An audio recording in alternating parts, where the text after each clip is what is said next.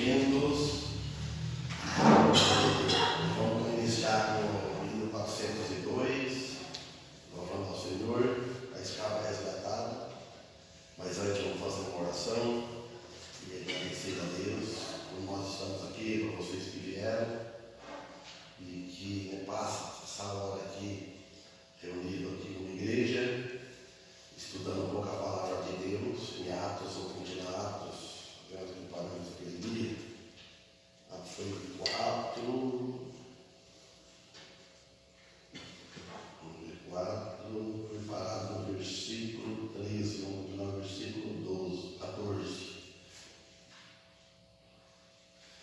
Então vamos orar. Amado Deus e Pai, primeiramente, Senhor, agradecemos a Ti por mais esta manhã que Tu nos está permitindo nós aqui para cultuar e adorar no Teu nome, Te louvá-lo, estudar um pouco da Tua palavra. Pedimos mais uma vez a ajuda a Tua, através do Espírito Santo, iluminando nossos corações, para aprender mais de Ti, que Tu dizes para nós seguirmos, para nós vivermos, e também agradecemos pela noite que nos deste, o sono, o repouso, o pão de cada dia também.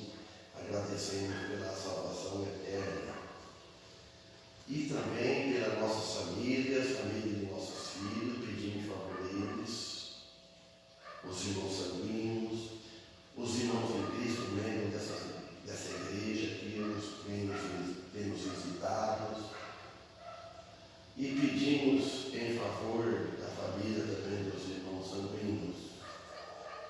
Tudo isso, Senhor, nós pedimos pela Tua misericórdia, pelo Teu amor, que abençoa todos esses desejos nossos, de acordo com a Tua vontade. Em nome de Teu Filho. Amém. Amém. Então vamos cantar o hino 402, Escrava Resgatada. Escrava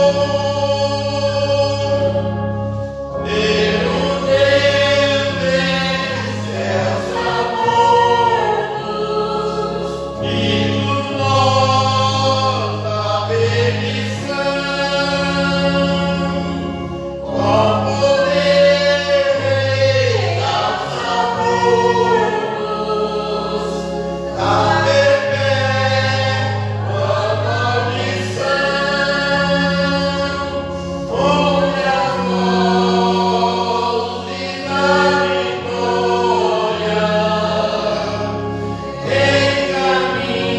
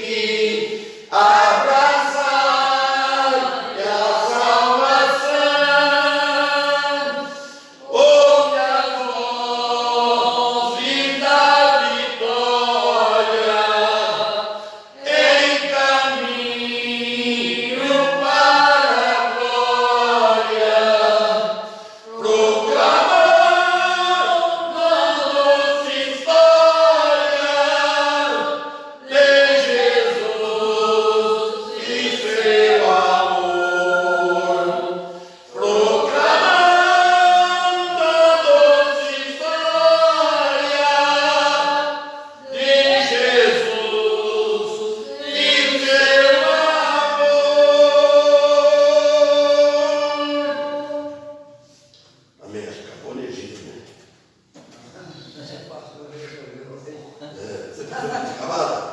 Achei não, achei que passou por dizer. Não, eu vi. Já para cantar.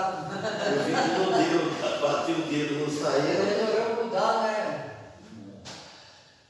É bom.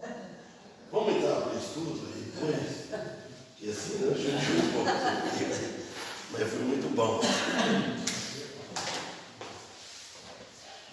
Renovar na cada manhã, é assim que fala, que agora são novas cada manhã, mudar.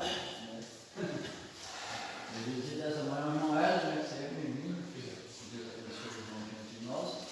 E pedindo agora, né, por favor, você, que você seja abençoando, aceitando o nosso louvor, a nossa oração, pedindo em favor dos amados irmãos, aqueles que me encontram aqui, encontram cada um, conforme a necessidade de cada um, os que têm visitado, os que falam que vêm, aqueles que pedem oração, esta hora da igreja, o Senhor sabe das necessidades de cada um, e quem são eles, que o seu amor e Pai possa estar atendendo de forma a tua santa vontade. Pedimos aqui em cada família representada, e o pastor na direção do trabalho. Tudo isso no nome do nosso Salvador Jesus Cristo, com perdão dos nossos pecados. Amém. Amém. Quando eu fui no 412, eu pensei no aquele é o 112. Já foi, já glória a Deus. Quando eu ouvi, falei, esse é alto, podia ter baixado, era meio tom, né? Mas tá bom. Então agora, Atos dos Apóstolos. Domingo passado nós paramos capítulo 4, né, no versículo 13. Então vamos continuar hoje no versículo 14.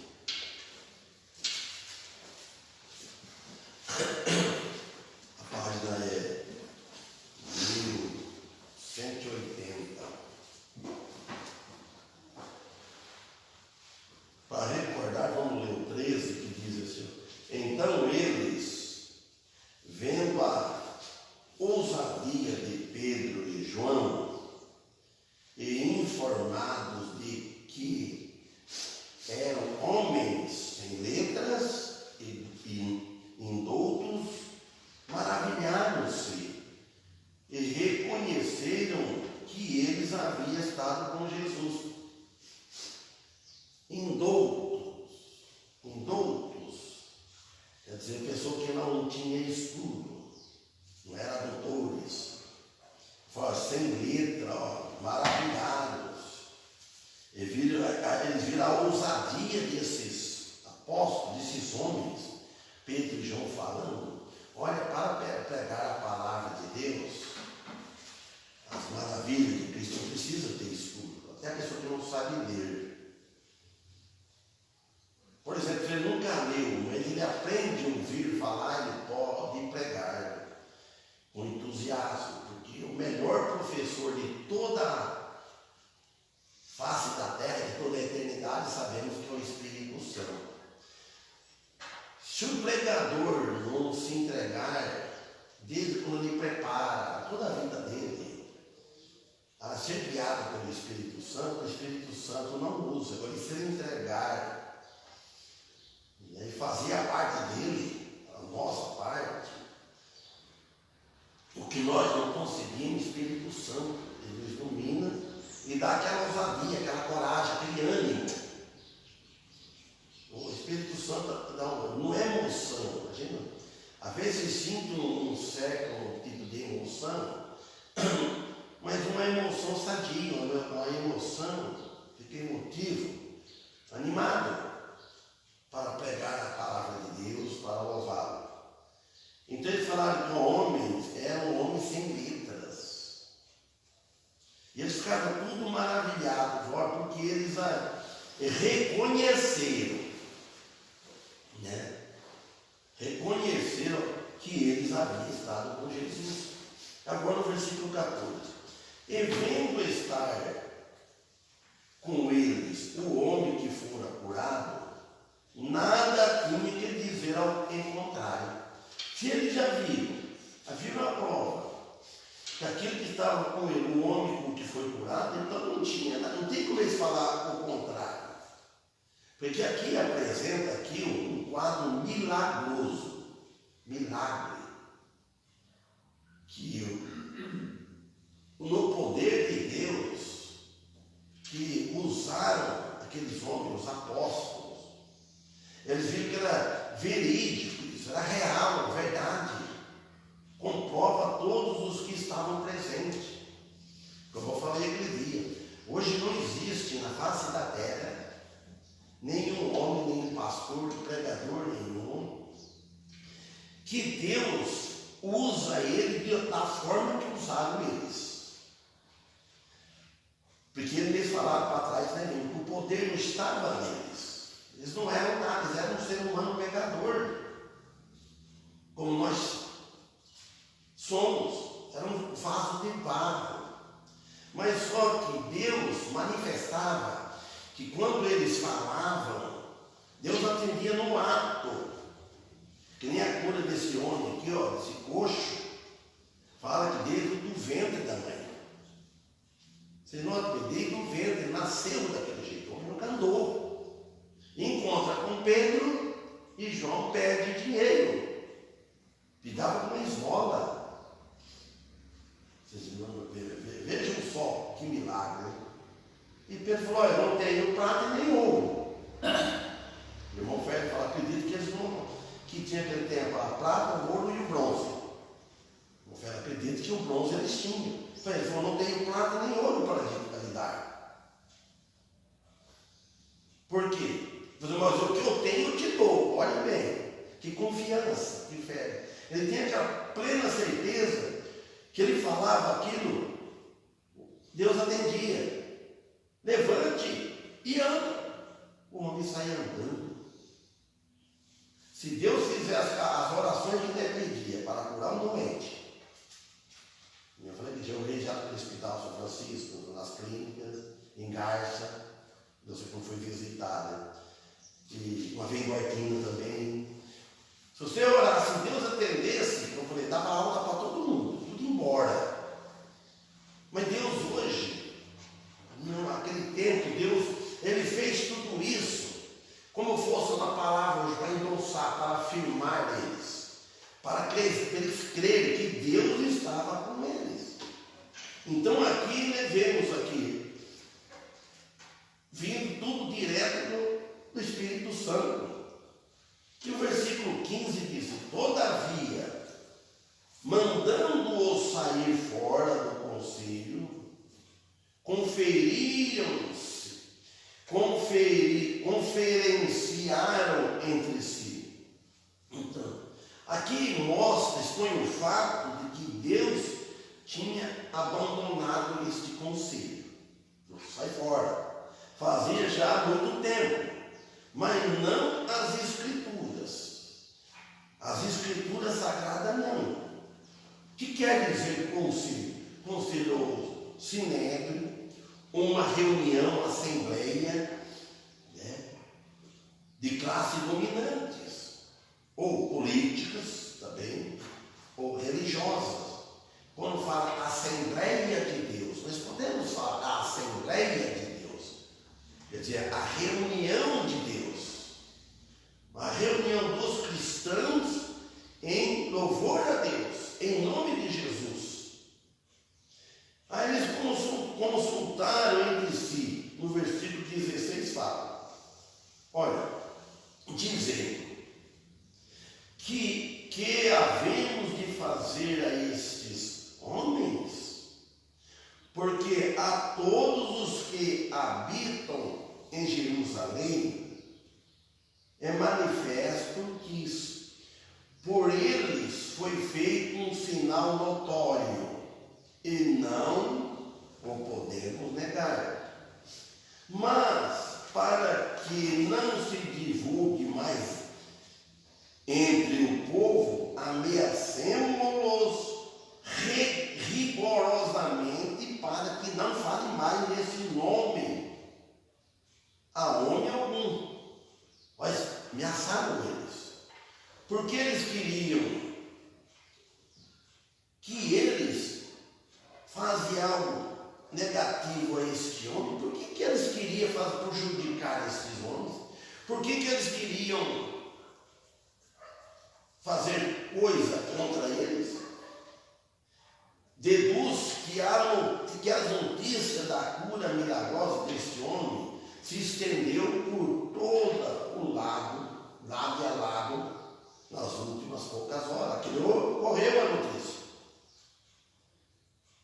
E a notícia foi logo divulgada. E eles não queriam que continuasse mais falando nesse homem. Claro.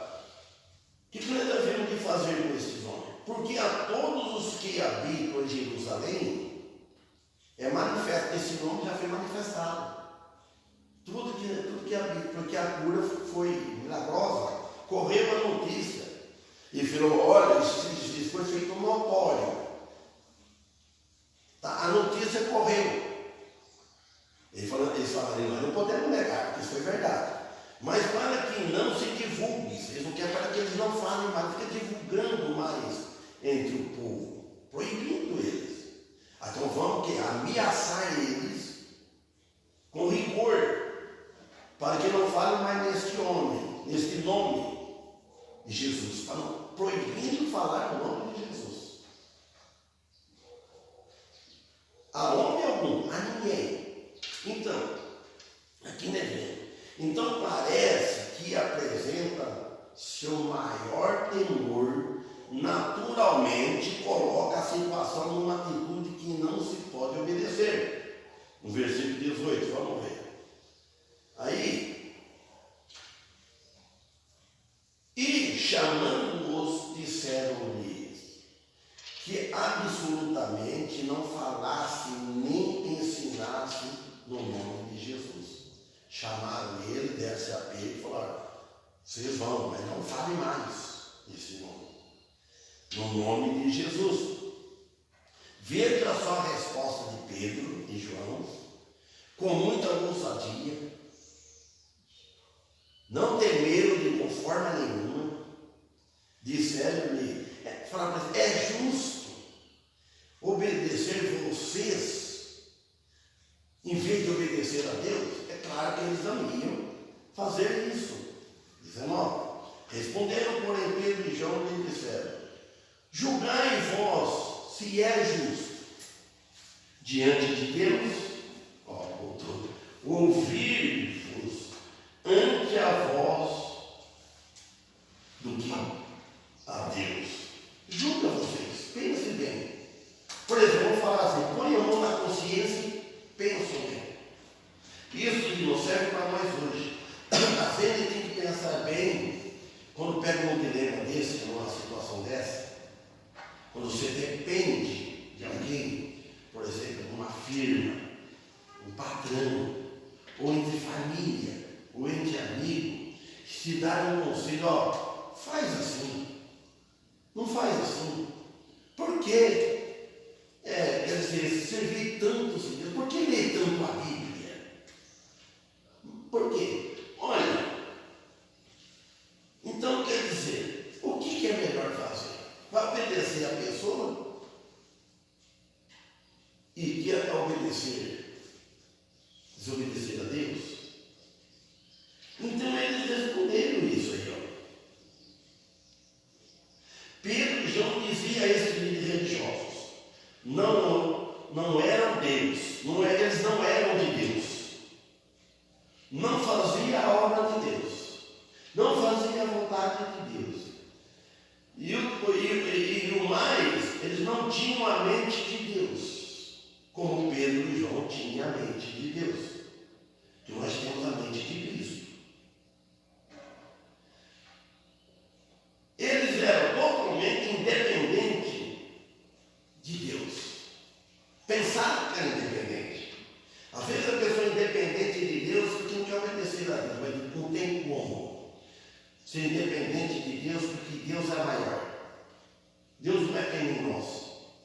Às vezes, um é independente do outro. O outro não pode fazer nada, mas Deus pode.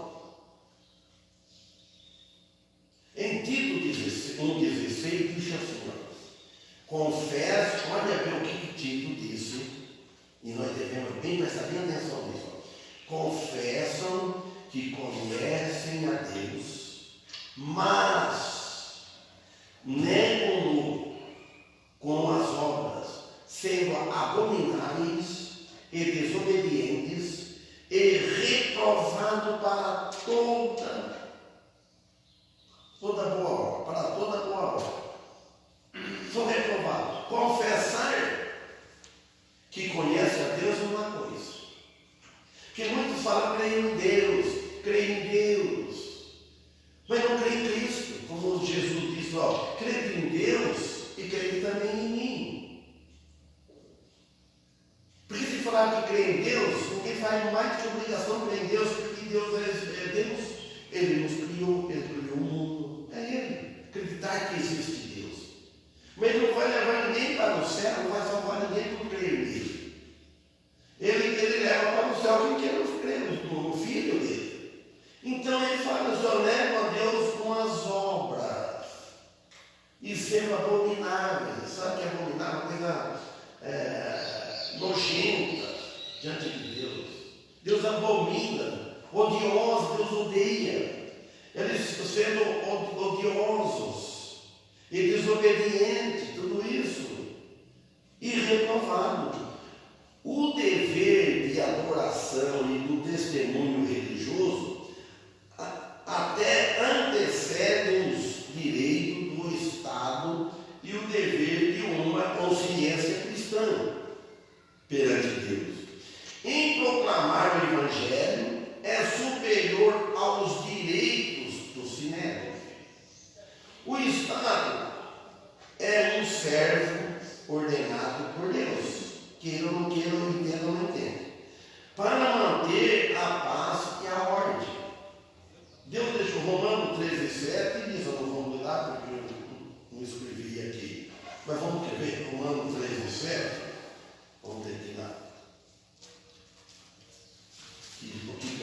Ver os cristãos e o governo civil em Romanos capítulo 13:7.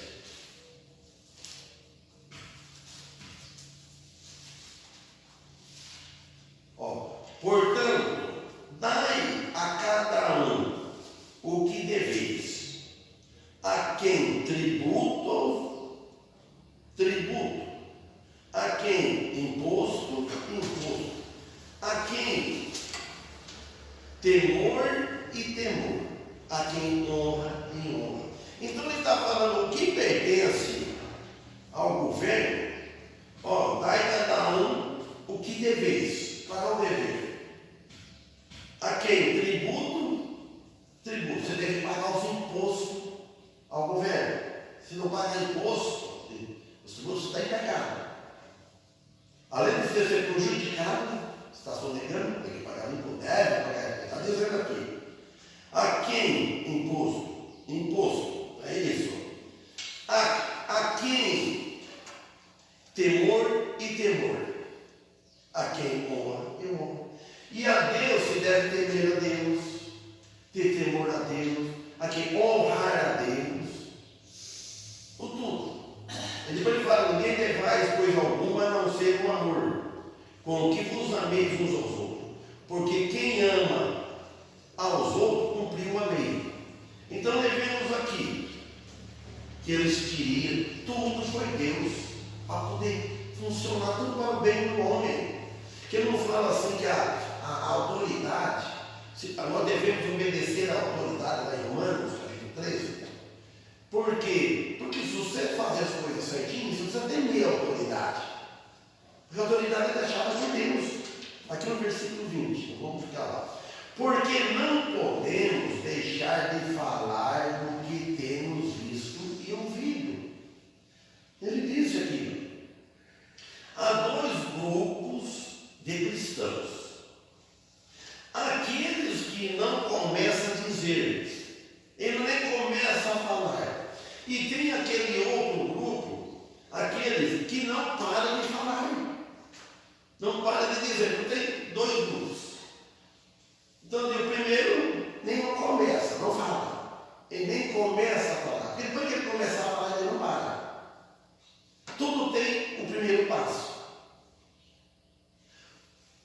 Se não começa, você não vai continuar. Aí você vai sentir prazer, aprender e vai falar. E tem aquele que depois que começou ele não para de falar. Está exagerado. Tudo deve ter temperário. Quer dizer que não param de pregar a Cristo. Eles começaram a pregar a Cristo, então eles não vão parar. E não pararam. Graças a Deus por isso, por eles também não pararam, que vem até hoje. Então nós não devemos parar. Vamos continuar pregando o que eles deixaram nós pregar. Até a vinda de Cristo. Até a vinda de Cristo. Até quando nós morremos. Morrer pregando. Não pode abandonar. Nota o nosso saudoso irmão Fé, ele parou de pregar? Não parou. Ele foi até o final. Deixou mais exemplo para nós. Então nós devemos olhar para as pessoas que serviram a Deus. Pregando, defendendo a causa. Aí eu desanimei da igreja, eu estou desanimado, eu não vou nos cultos. Não. Aí deve animar. Um anima o outro. Então, versículo 21. Mas eles ainda os ameaçaram mais e não achando motivo para os castigar, deixaram-nos ir por causa do povo, porque todos glorificavam a Deus pelo que aconteceu. Olha que interessante. O que fizeram eles para merecer aquele castigo? O que os discípulos citou isso? Eles fizeram, o que eles fizeram de mal? Curaram o coxo e pregaram o Evangelho, falando de Jesus. Temeram uma revolta, e com razão, 22. Pois tinha mais de 40 anos o homem em quem se operara aquele milagre de saúde. Olha, já não era criança. Maduro. Então ele afirma que a ideia que este homem era amadurecido, tinha juízo, responsável pela idade, e portanto ele poderia acreditar no que ele estava falando.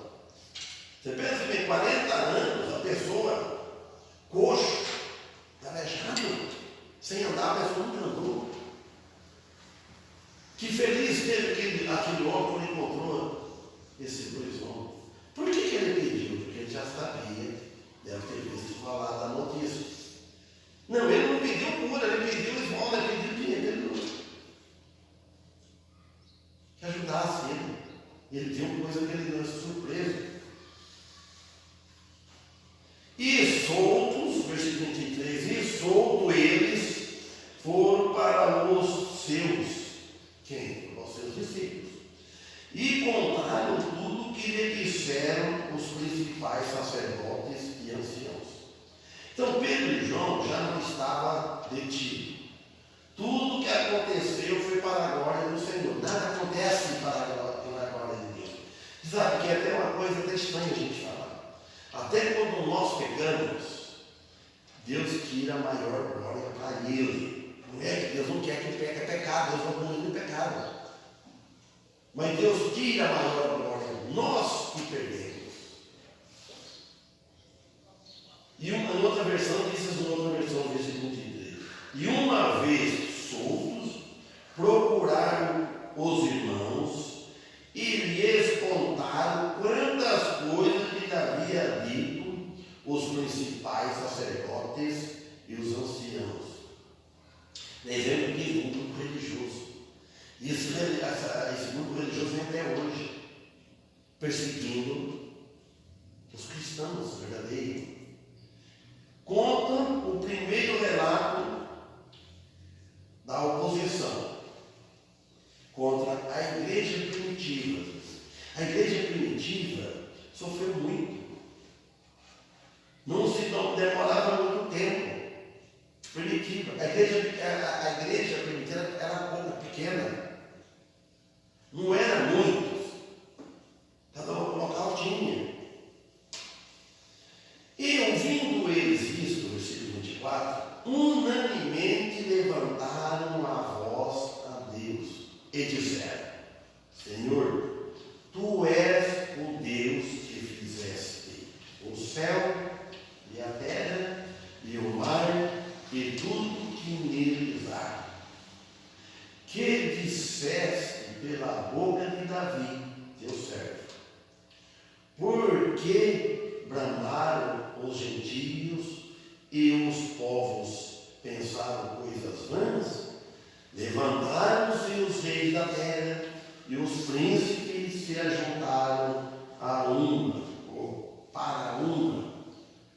1 a 1, contra o Senhor, contra o seu ungido.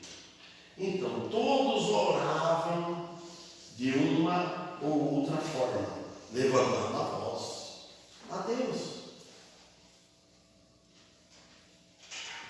A oração era a principal. Nós não devemos deixar de orar.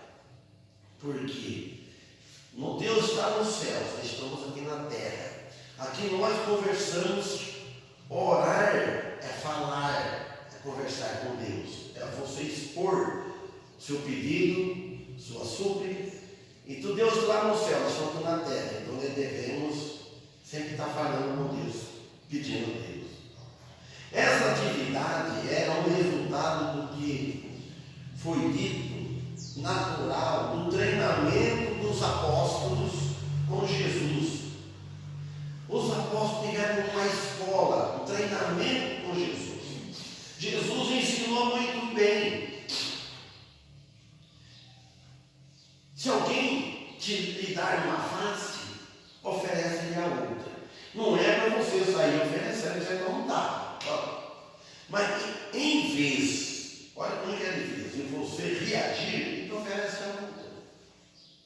Se alguém te perseguir numa cidade, também é outra coisa. Você é muito crente, você não vai sair da sua casa. Mas Jesus nos ensinou, se alguém te perseguir numa cidade, fuja para outra. É que o cristão invita, é o filho de Deus invitar, enfrentar as consequências, para não pecar. Se alguém te obrigar a andar numa milha, ande com ele duas. O treinamento de Jesus. Se o cristão cumprir isso, fazer isso, ele vai viver bem aqui na terra. Os apóstolos com Jesus, eles treinaram os apóstolos com Jesus e dos hábitos que eles haviam formado. E disseram: Senhor, Tu és o Deus, o divino, soberano, Senhor. Um termo usado para expressar o total poder criativo e controle do Senhor sobre sua criação física e sobre os negócios da humanidade, conforme o versículo 25 e 26. E também Jeremias, também capítulo 10, 12, disse assim: Ele fez a terra com o seu poder. Foi com o poder dele que ele fez a terra. Ele estabeleceu o mundo com a sua sabedoria. E com a sua inteligência estendeu os céus. Estamos falando tudo do Senhor, de Deus. Que disseste pela boca de Davi, teu servo, porque bramaram os gentios e os povos pensaram coisas vãs? Olha, está referindo aqui o segundo Salmo 2, e usado pelo Espírito Santo para referir-se estes líderes religiosos a respeito de Jesus. Então revela que o Messias é a pessoa da qual falava o Salmo 2, segundo Salmo. Um resumo breve da inspiração de Deus, uma inspiração verbal. Os autores das Escrituras, para o nosso benefício hoje, falaram e escreveram sob a direção do Espírito Santo, as Sagradas Escrituras, e segundo Pedro também diz. Eu não escrevi aqui Salmo, aqui, mas alguém achou essa passagem, pode ler, né? Alguém achou essa Salmo, achou, não é? Salmo 2. Né? Hã? Eu não fui nele, no Salmo. Então, quem não é? Você achou, não é? E então? Porque se amontinam os gentios e os povos imaginam coisas vãs, os reis da terra se levantam e os governos consultam juntamente contra o Senhor e contra o seu ungido, dizendo: é aqui, irmão. Então é isso daí. Eu escrevi aqui. Eu vi que as Escrituras, ela é interlineada. Porque tem a referência, como ontem eu falava, foi em Tiago, depois eu vi que o livro é apagado, para você ver. ensinam para nós isso. A referência é homem que coisa. Nem toda referência bate. Quando falando de hoje é o dia, né, lá da salvação, o que diz, foi lá Isaías, para 49, 89, bate. E lá como fala da fé, lá em Tiago. Então sobre a fé, bem, mas tem coisa que não. Então aqui no versículo 26, então refere-se a toda a oposição contra Cristo, desde o princípio, e a maior parte refere-se ao mundo atual que nós vivemos. Tem oposição e vai até o final vivendo contra o Senhor, até a vida de Cristo. Até a vida de Cristo. Não para, sempre vai ter oposição. E na igreja também, tem que ter muito cuidado com essa igreja. O que ela vai se opor, o que ela vai ser contra. Porque tem que ter pessoas que, se tem algo que a igreja vai fazer que não está certo, que o outro está com a mente mais iluminada, ele deve opor e expor a razão. Mas não só ser contra, ser oposição do trabalho da igreja. A igreja deve trabalhar em harmonia. Que ela concorda. Principalmente fé, na doutrina, da salvação, várias coisas tem que estar no meio. Agora, sobre gosto e costume, varia. Uns gostam que canta alto, outros gostam que não, que canta baixo, que toca baixo, mais maneirado, outros que aqui. Lá no pastor Rich, também, que estava lá, eu baixava o teclado. E ele na frente, ele regendo, ele vinha aquela caixona de som na frente do teclado, ele vinha e estudava, ele tinha falado até eu. Eu quero que toque alto, é som. E outros já não, ele gosta. Então, tem gosto para tudo. Então, o costume, o gosto não deve ter discussão, tudo tem limite. Então é isso. Aqui o 27. Porque verdadeiramente contra o teu santo Filho Jesus, que tu ungiste, se ajuntaram, não só Herodes, mas Pôncio Pilatos, com os gentios e os povos de Israel. Então, porque verdadeiramente contra o teu santo Filho Jesus. Então, eles ajuntaram como principal, que não deveria se reunir contra o santo, que é o Filho de Deus, Jesus, que tu ungiste, falando para Deus, ele está falando, ó, tu que ungiste, foi Deus Pai, que ungiu o Deus Filho. Se ajuntaram, não só Herodes falou o nome, mas Pôncio, Pilatos, os demais. Então declara Jesus aqui como o cumprimento de todas as profecias. O Filho de Deus,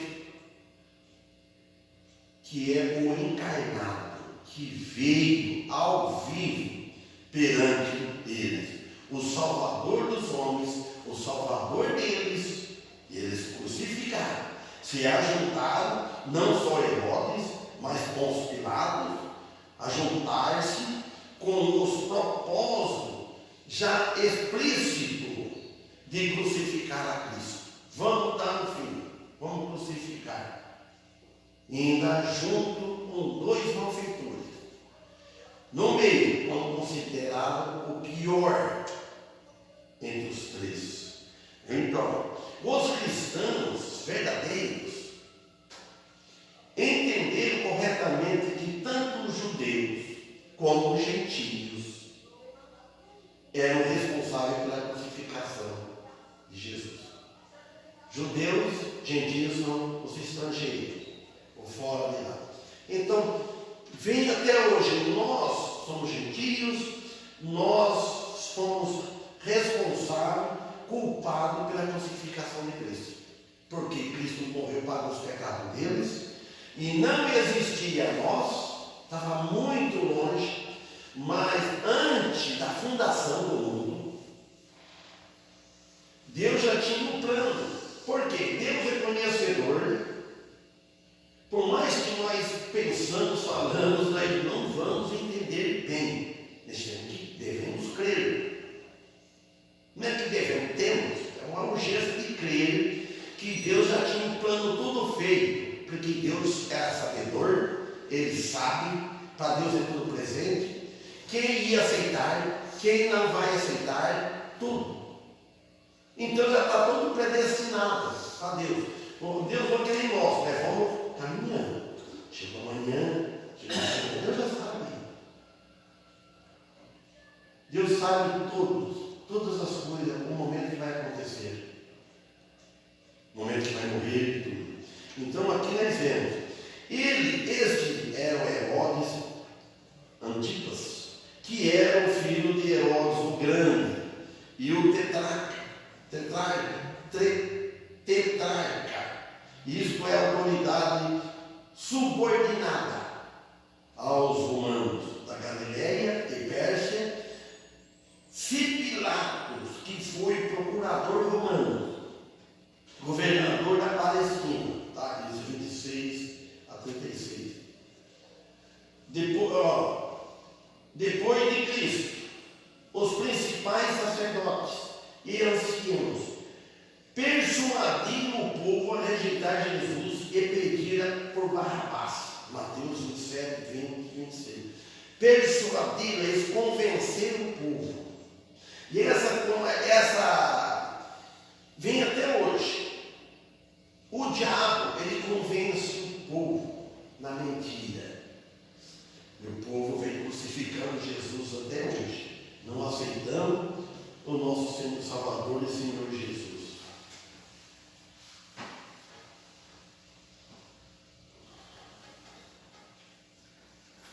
Para fazerem, porque verdadeiramente, como o 27, eu não sei onde está isso, aqui, eu estou mudado aqui, ó.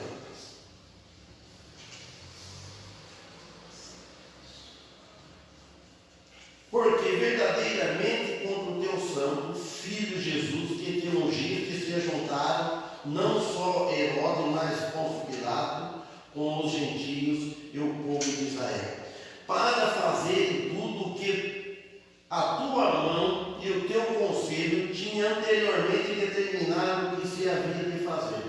Então já tinha, ele fala aqui, ó, o teu conselho tinha anteriormente determinado o que havia de fazer. Então refere-se aqui falando da predestinação com relação a Cristo. Não é que Deus, Ele fez assim, você vai aceitar, você vai rejeitar, não. Deus, como Ele predestina, Ele pré-conheceu, Ele conheceu antes, então já predestinou. Já sabe o que aquilo vai acontecer, então já está predestinado. Não é que a culpa é de Deus, a culpa é do homem. Deus sabe o coração que o homem vai tomar aquela decisão. Ele sabe a decisão que você vai tomar. E Deus conheceu antes a decisão que você vai tomar e que você não vai mudar. Então já está predestinado escrito, ele não vai mudar. Não é que Deus fala, eu vou escrever aqui que ele não vai mudar e a culpa é minha. A culpa é do homem. Deus sabe. Judas foi predestinado. A culpa é de Judas. Deus sabia que Judas ia fazer aquilo, sabia todos os passos. Deus sabe todo o passo. Deus sabe a hora que você vai mudar, que você vai arrepender. Então, Deus é um homem livre, mas só que o livre-arbítrio do homem, Deus já conhece antes o que ele vai escolher, o que ele não vai. Isso que é interessante. Então é por isso. Então, e a morte de Cristo no Calvário, e a sua ressurreição dentre os mortos. Eles viam, Jesus ia ressuscitar. E outra vez declaramos aqui, que aqueles que deviam crucificá-lo não foram determinados por Deus. Não é que Deus determinou, a vocês não. Deus escolheu porque Deus já sabia antes. Eles fizeram essa ação cruel, feita por a própria escolha dele. Então Deus sabe e escreveu. Quando eu trabalhava no prédio, lá na Samartém, que estava começando o prédio, lá no parente, olha interessante, então eu tinha para a ideia para a gente explicar. Na placa já estava o prédio pronto com o engenheiro, toda aquela equipe, arquiteto, perito, as coisas, o desenhista, tudo estava lá. As marquises, sacadas que eu falava, e tal, a cor, as pastilhas, tudo pronto, feito. Sei lá, ele vai ficar assim. E dentro. Mas nós estávamos começando na fundação. Mas o engenheiro, que o senhor já sabe, vai ser esse cálculo, tudo cálculo antes. Tudo vai, cada baldrama, cada via, tudo tinha um projeto separado. Você pegar, eu vou trabalhar aqui nessa. Ele sabia tudo. Então você imagina, eu sou um ser humano, tudo faz aquilo, aí vai pôr a mão de obra a fazer. Vai pôr as pessoas a fazer. E vai ficar daquele jeito, vai ficar. Já está tudo desenhado. Não faz as coisas ruins. Você pega e começa a fazer, então conforme você vai fazendo, você vai inventando, você vai criando. Aí, agora ele fica o mundo assim. Antes de tudo existir, Deus fez o mundo. Ele fez tudo. A população, o último que vai nascer, o outro que vai morrer, e depois acabando se tem mais de 1000 anos, está tudo isso no plano de Deus. Está tudo no livro lá. Depois, o novo céu e a nova terra, que é a última etapa, o final de tudo, está tudo isso no plano de Deus. Mas o primeiro mundo, que nós estamos vivendo, e depois o segundo, o milênio, e depois o terceiro, o novo céu e a nova terra. Então, para Deus. Então, por isso. Então, quer dizer que nós vemos aqui que uma afirmação clara aqui de que nada, nem mesmo a morte, seja justa ou injusta, do Filho de Deus, acontece à parte e da permissão e do controle soberano de Deus. Deus permitiu, mas Deus aprovava? É do gosto de Deus? Não. A vontade de Deus foi para pagar os pecados da humanidade. Quer dizer, Deus permite e Ele controla tudo. Tudo que acontece, nada sai fora do controle de Deus, que Deus é soberano.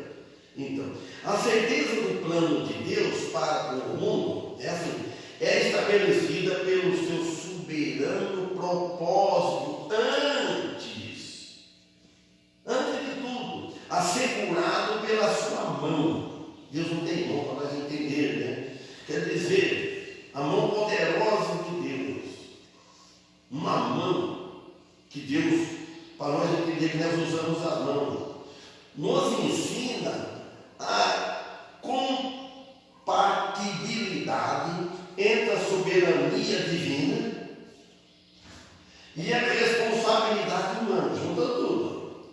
Então aqui está tudo.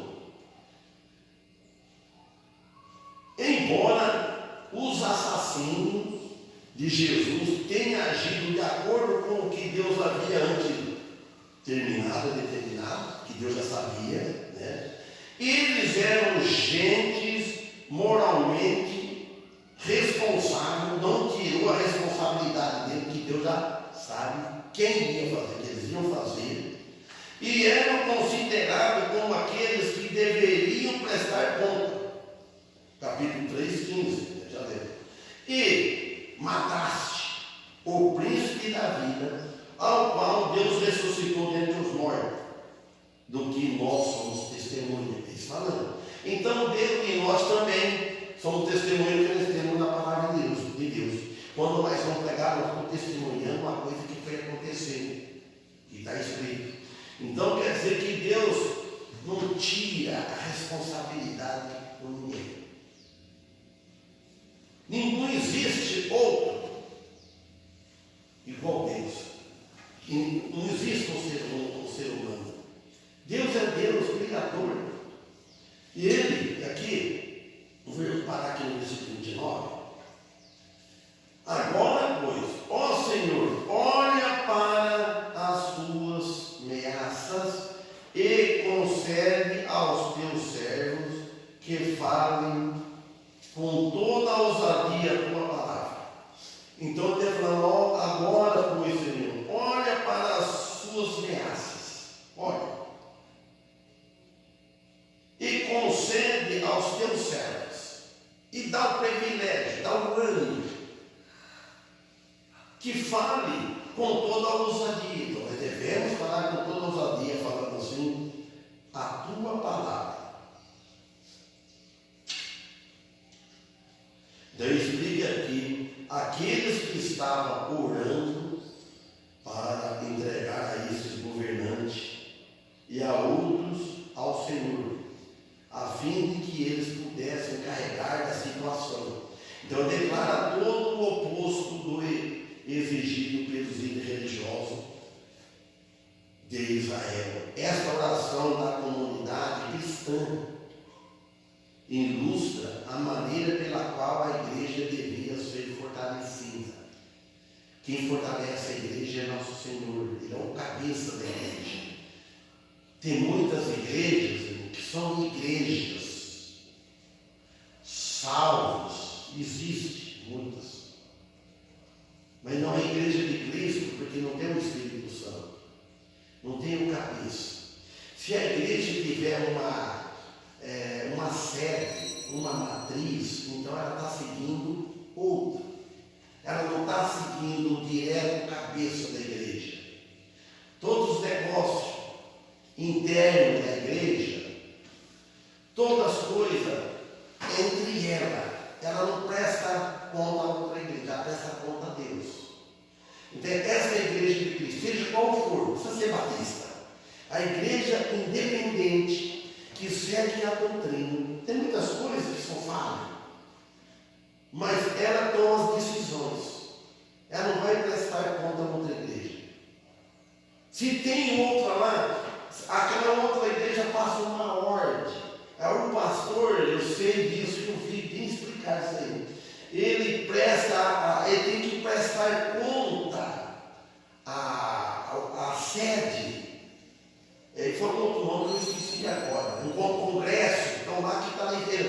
Ele está aqui nessa cidade, em qualquer cidade, ele deve prestar conta. Então quer dizer que fica assim, dinheiro, tudo. Então acaba dizendo que a igreja de homens mas são salvos. Não vou dizer que é perdido, porque quem salva é Jesus, só tem essa diferença. Então a igreja é local. Ela cresce pouco a igreja assim, porque ela não tem uma proteção junta. A proteção que tem é de Deus. E aí Deus não vai fazer um milagre aqui. É de acordo, vai como nós estamos trabalhando. Amém? Que Deus abençoe a todos. E outro dia continua no treino, se Deus permitir.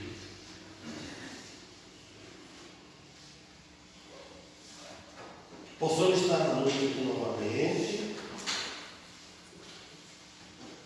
E agradecemos a Deus por ter trazido nós aqui e vocês. Quem não vão cantar agora?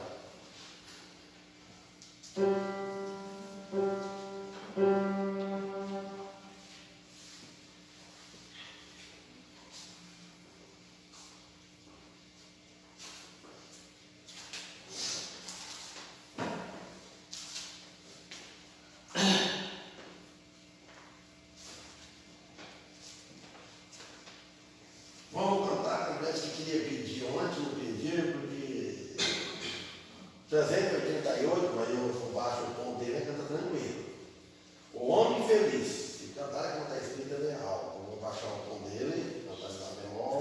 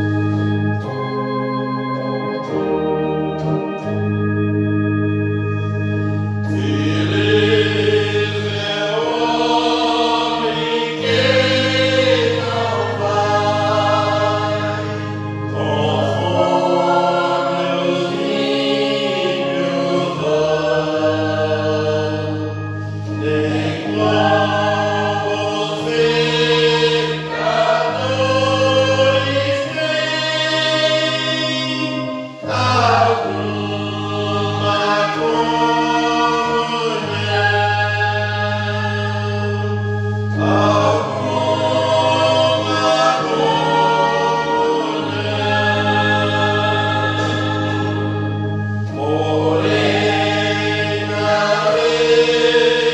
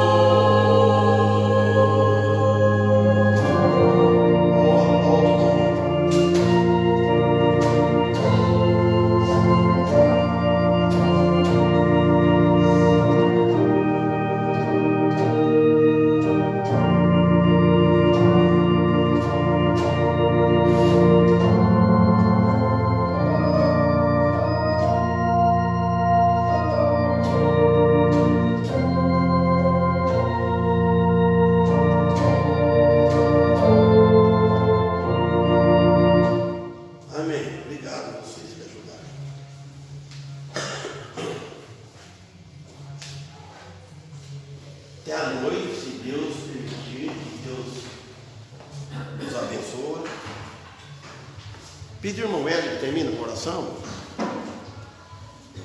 Senhor Santo Deus, amado Pai, continuamos, Senhor, na tua presença, pedindo perdão dos nossos pecados perante ti e agradecendo, Senhor, a oportunidade de estarmos aqui, Amém. reunidos, na tua igreja aqui em Guarujá,